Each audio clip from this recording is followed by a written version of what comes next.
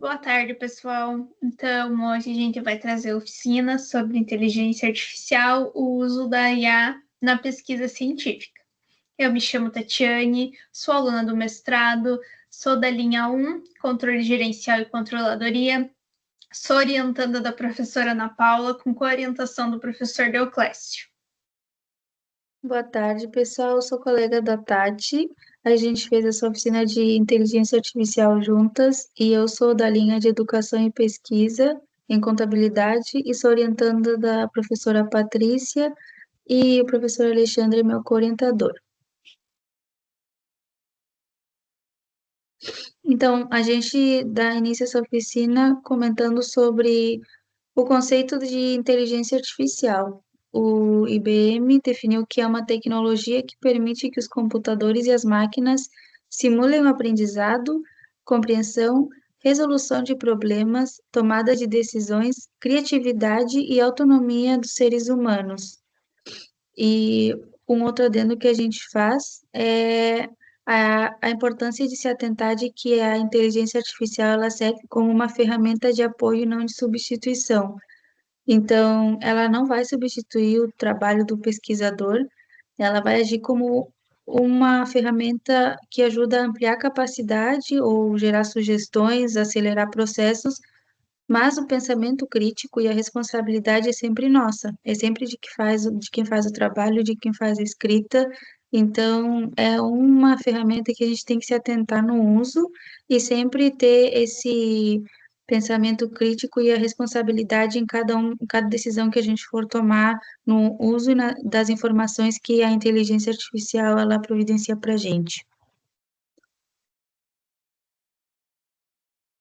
A primeira ferramenta que a gente apresenta para vocês é a Tactic, que é interessante para quem vai trabalhar com entrevistas no TCC ou na dissertação. Ela funciona como uma ferramenta de transcrever reuniões até mesmo ao vivo. A gente consegue tirar dela também resumos feitos pela IA. Ela toma notas, então, e grava informações. Então, a partir disso, a gente consegue, depois de gravar diálogos longos em uma entrevista, e a gente, de repente, iria precisar de um trabalho de uma segunda pessoa para reescrever tudo aquilo que está no áudio, a Tactic, com a inteligência artificial, ela funciona para facilitar esse processo de transcrição de áudios para textos. A segunda ferramenta é o Elicit, que ela faz uma busca inteligente de artigos, além de um resumo automático e faz uma extração de dados e revisões sistemáticas. Então, ali no primeiro quadro, a gente percebe que na aba de encontrar papéis, a gente consegue colocar ali um tema de pesquisa, fazer uma pergunta relacionado ao nosso tema de escrita. Então, ele vai gerar ali para a gente, como mostra o segundo quadro, um pequeno resumo e embaixo os trabalhos que condizem com aquilo que a gente colocou para ela. Mas é interessante a gente se atentar que esse resumo ele é feito por inteligência artificial, então é sempre ideal verificar as fontes que ele menciona e também não usar de forma de copiar e colar no nosso texto, porque não é algo que foi feito pela gente, foi gerado por inteligência artificial e também não é 100% certo de que vai ser verídico e de que vai fazer sentido para aquilo que a gente procura. Então, é interessante usar como inspiração ou surgir novas ideias, mas não para trazer de forma idêntica para o nosso trabalho. A terceira plataforma, que vai no mesmo caminho, é a Consensus, que ela facilita o acesso também às evidências científicas de forma rápida, precisa e organizada, então ela funciona como uma facilitadora da triagem de estudos relevantes. Da mesma forma, ali a gente coloca um tópico, a gente usou Agricultura 4.0 para mostrar para vocês como funciona.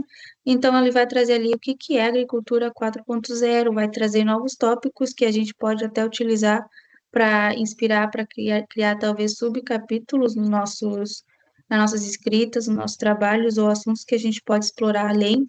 E da mesma forma, ali embaixo ele apresenta para a gente os trabalhos e um breve resumo do que cada um trata para a gente poder acessar e fazer a leitura e decidir se vai adicionar na nossa escrita ou não.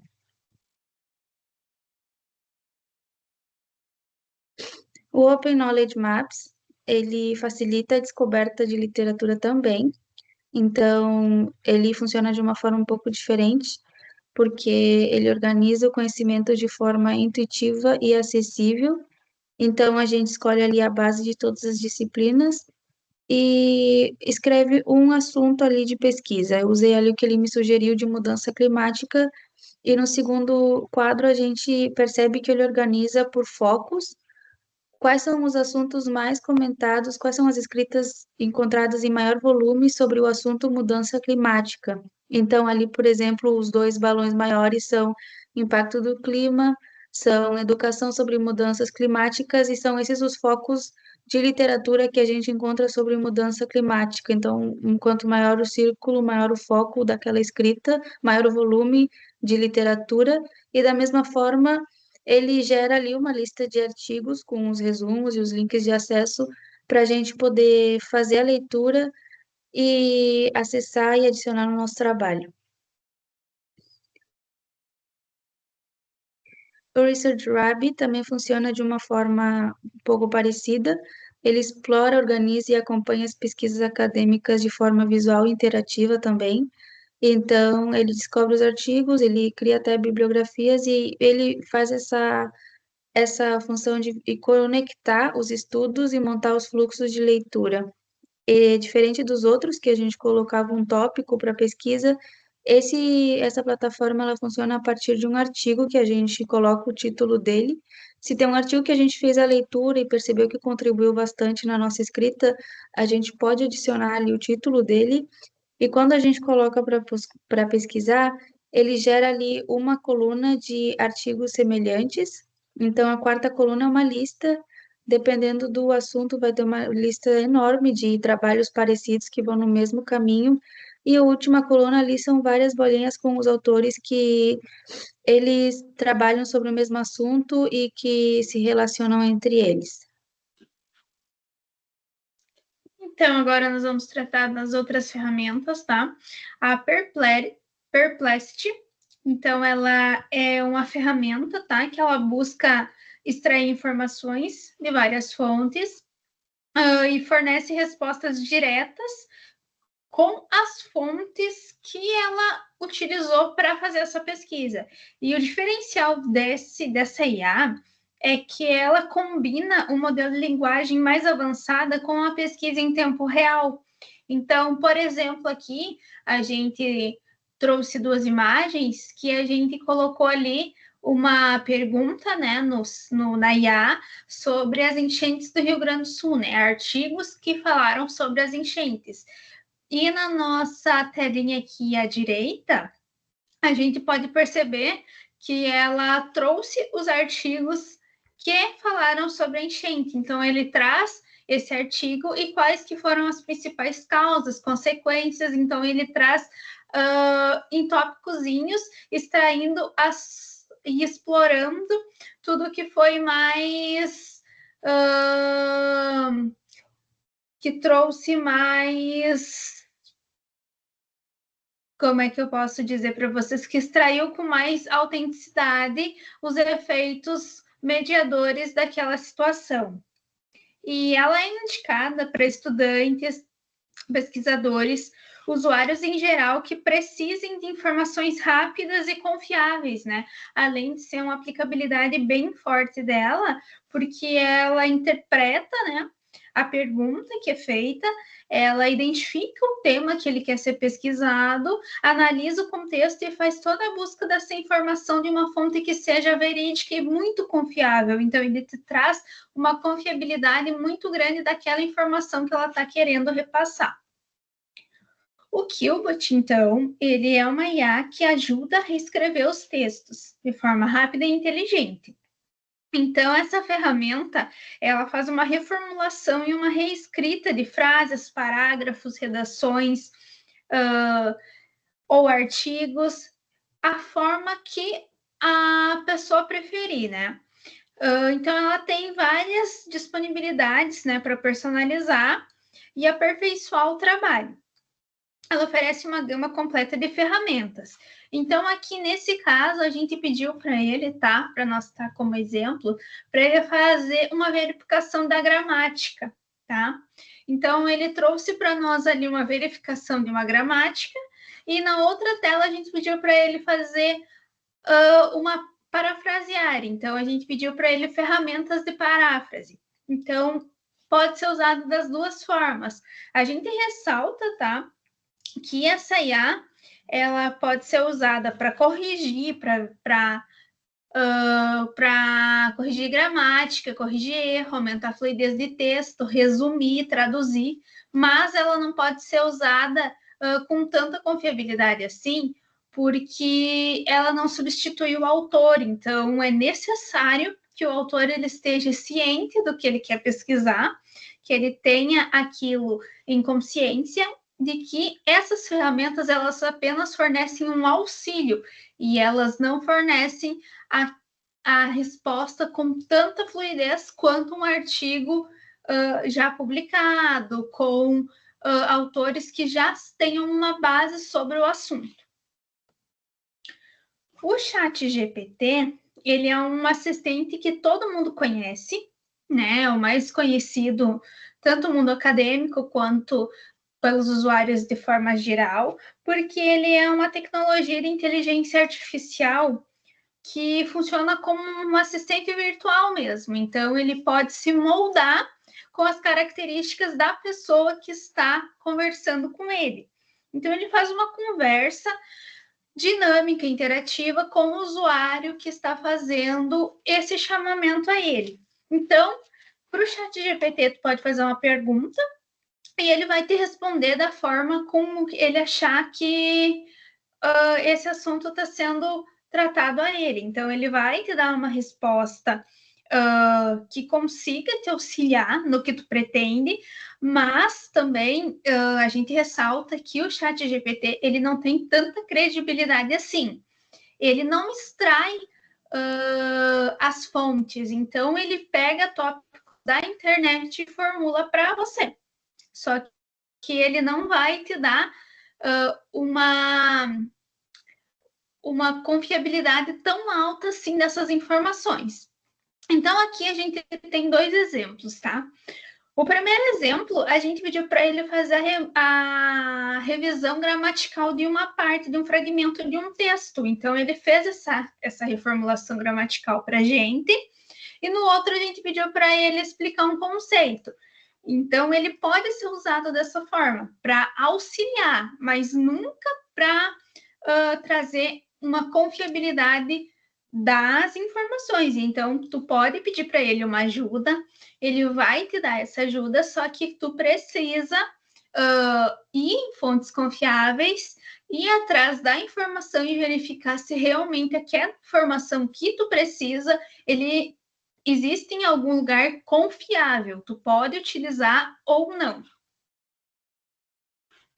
E o chat PDF, ele permite que os usuários, assim como lá no chat GPT, a diferença dos dois é que aqui tu consegue colocar para dentro do sistema o arquivo, tá? O artigo em PDF. Então, tu coloca ali o artigo em PDF e tu pede um chamamento para ele.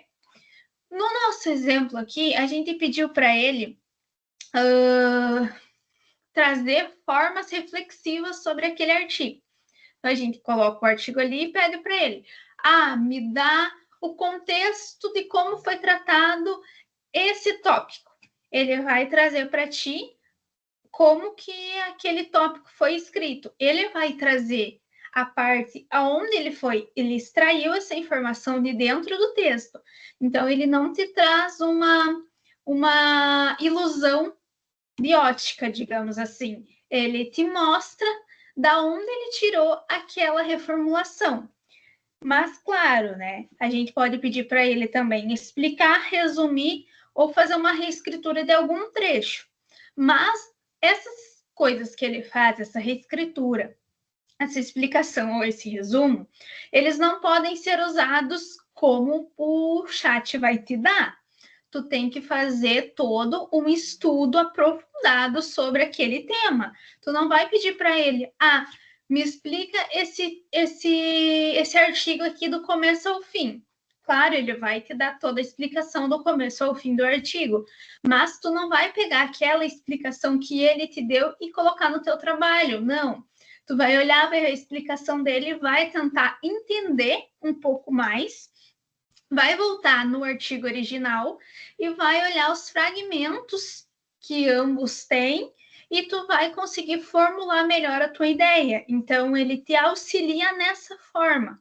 E, claro, tu não pode pegar e reescrever o que ele botou ali, porque tu vai estar fazendo uma coisa que não condiz com a parte acadêmica. Tu precisa, claro, de uma ferramenta que vai te auxiliar, que vai estar ali para quando tu se apertar, ela vai te auxiliar, ela vai te ajudar, mas também tu precisa fazer um esforço de pegar o artigo, de fazer uma leitura, fazer uma revisão e tentar entender o tema.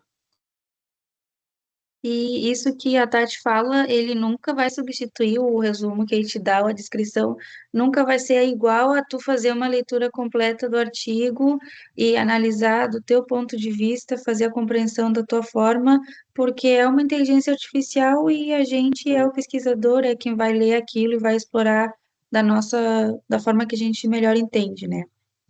Não, e a gente sabe também, né, que essas ferramentas, elas são muito boas, elas são muito viáveis, então tu tem um acesso a elas com uma facilidade enorme, mas tu não pode ficar mercê somente a elas, né, ficar refém delas, tu tem que correr atrás, então tu pede ajuda, ela vai te ajudar, mas tu também tem que ter aquele esforço de correr atrás da informação e tentar entender o que aquele artigo, o que aquele trabalho ele está pretendendo te dizer.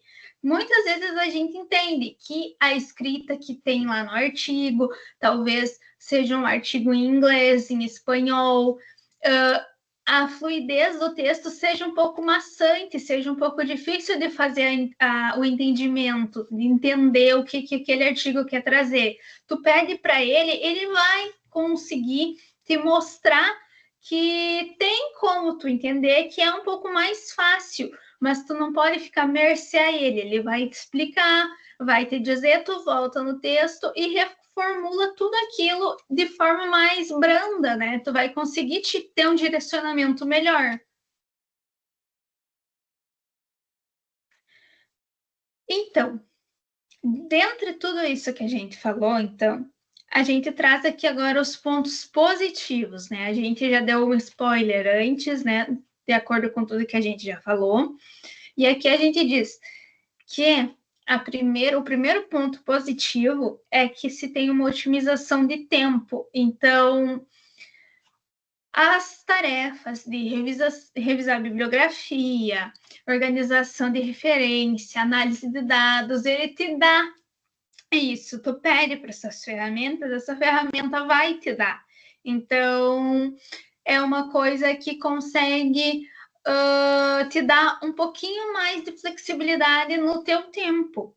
Ele também tem um apoio metodológico, então ele sugere modelo estatístico, técnica de análise, ele pode prever um possível resultado experimental. Então, eu quero fazer um teste de alguma coisa, mas eu não sei se esse teste que eu quero fazer vai me dar o resultado que eu espero. Tu pode pedir para ele te dar um teste experimental. Então, ele vai te trazer ali um possível resultado do que aquela técnica pode te apresentar. Ele também auxilia em redação e revisão, então ele pode ajudar na reescrita, nas paráfrases, numa revisão de gramática, numa formulação de texto acadêmico. Ele ajuda, né, a melhorar a clareza e a coesão dos textos. Então, existem inúmeras ferramentas e dentre elas vai ser feita a lapidação de todas as partes do trabalho, né? O acesso e organização de informações, então ele ajuda localizar e classificar automaticamente artigos, identificar lacunas de literatura e recomendar pesquisas que sejam relevantes. Então, assim como a gente trouxe lá no início, né, a consenso é uma ferramenta que tu dá para ela ali o enunciado de algum título de artigo. Ela vai te trazer todos os artigos que têm uma relevância. Então, tem ferramentas que elas ajudam muito o pesquisador. Mas, claro, o pesquisador não pode ficar mercê somente a essas ferramentas. Então, cabe ao pesquisador utilizar, dentre as inúmeras bases de dados existentes, então ele tem que fazer uma busca aprofundada de artigos que sejam interessantes, que tenham relevância e que, no final das contas, ajudem a responder as perguntas que ele necessita, né? Então, como tudo que tem um lado bom também tem seu lado negativo, a gente aponta os pontos negativos também da utilização da inteligência artificial quando usada de forma inconsequente ou, como a Tati falou, já ficar Negligenciosa, né? dependente. Sim, ficar dependente da inteligência artificial. Então, a gente tem esse risco de superficialidade, porque o uso excessivo das inteligências artificiais, ela vai criar uma dependência de quem usa somente aquilo, de quem não faz um esforço de procurar, de leitura, de revisão, tudo dependendo de inteligência artificial, então, com riscos de aceitação automática de resultados ou resumos gerados, porque a facilidade que a IA tem de poupar o tempo também, a pessoa confunde com um resultado como se fosse humano também, e nada substitui também um esforço humano do que a IA tem a capacidade de fazer. O segundo ponto é a questão ética e de autoria, que é muito importante, que a autoria intelectual, até que ponto é legítimo usar a IA na produção de textos e na análise de dados. Então, é importante saber dosar, saber quando se pode usar, quando não se deve usar, o quanto se deve confiar. Então, é necessário sempre ter muita atenção e ser bem crítico em relação ao uso das todas as IAs que aparecem para a gente, para poder garantir essa transparência no uso delas. O terceiro ponto é os desafios na verificação de resultados. Então, não confiar 100% em tudo que a IA apresenta para a gente, e sempre questionar e criticar e ir atrás de uma segunda fonte para reforçar aquilo que a gente encontra nos nossos achados, porque para não chegar ao ponto de comprometer a validade científica. E o último ponto, né, dos pontos negativos que a gente trouxe é a reprodução de vieses. Então, sendo inteligência artificial e sendo falha também, os algoritmos treinados em dados enviesados, eles podem influenciar negativamente a objetividade da pesquisa, especialmente em áreas sensíveis como sociologia ou psicologia. Então, para todos esses pontos, é sempre ideal a gente ter um olhar crítico e usar com cuidado, com atenção, e pensar sempre de forma ética quando a gente for acessar uma plataforma de inteligência artificial e fazer uso dela. E a gente também, né, salienta, tá, que essas IAs, elas não substituem, como já foi dito, né, o intelecto humano. Então, elas apenas auxiliam a pesquisa. Isso não pode ser confundido. Ela precisa ser utilizada com sabedoria. O que isso significa?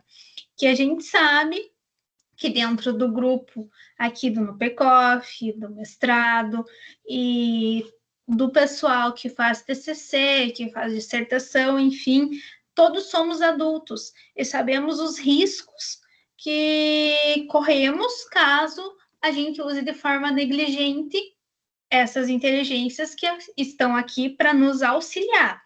Então, a gente sabe que existem pontos positivos, que existem pontos negativos, mas não podemos deixar que isso agrida a nossa pesquisa. Então, descredibilizar, então, a nossa imagem, né? Porque não só a nossa imagem pessoal, como a imagem que a gente quer passar da universidade. porque a universidade, então, ela está presente em congressos, em convenções, e pensem vocês como fica feio para a imagem da instituição chegar, digamos, em um congresso ou uma convenção e ser detectado que houve alguma negligência, ou um professor detectar isso. É feio, né? Então a gente precisa usar com muito cuidado e ter uma certa prudência nesse uso. Então a gente sabe que ela ajuda, ela facilita, ela é uma coisa que chegou para agregar, mas também a gente sabe que a gente não pode deixar se influenciar tanto e acabar nos prejudicando.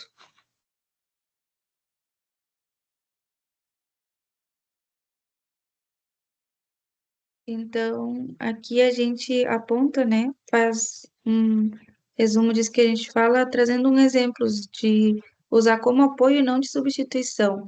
Então, um exemplo de usar o list, a gente pode usar para encontrar artigos relevantes de forma mais rápida, e não de forma a copiar respostas ou pegar aqueles resumos que surgem de IA sem sequer ler ou interpretar ou abrir aquele artigo que ele citou para fazer uma leitura ou revisar se serve ou não para o que a gente pesquisa, ou até o uso do chat GPT. É legal a ideia de usar ele para gerar ideias iniciais ou para revisar nossa gramática, revisar a coesão do nosso texto, mas também não, a gente não pode deixar que a IA escreva um artigo para a gente ou pedir para que ele escreva um trecho, um parágrafo, ou que faça o trabalho pela gente. Da mesma forma, um exemplo do Bolt, que a gente pode usar ele para revisar a gramática, mas também não deve confiar cegamente todas as sugestões sem revisão, porque no fim das contas é uma sugestão de IA e a gente ainda tem o nosso estilo de escrita, as coisas, os que a gente acha que faz sentido para o nosso texto ou não. Então são sempre sugestões. Tudo que a IA dá para a gente são sugestões e é a gente que decide aceitar ou não e fazer o uso decente dela ou não. E esse seria, então, o nosso trabalho. A gente agradece a disponibilidade de vocês de estarem presentes hoje aqui na reunião, de terem nos ouvido, né? E a gente espera que essas reflexões trazidas dentro dessa oficina, de alguma forma, tragam.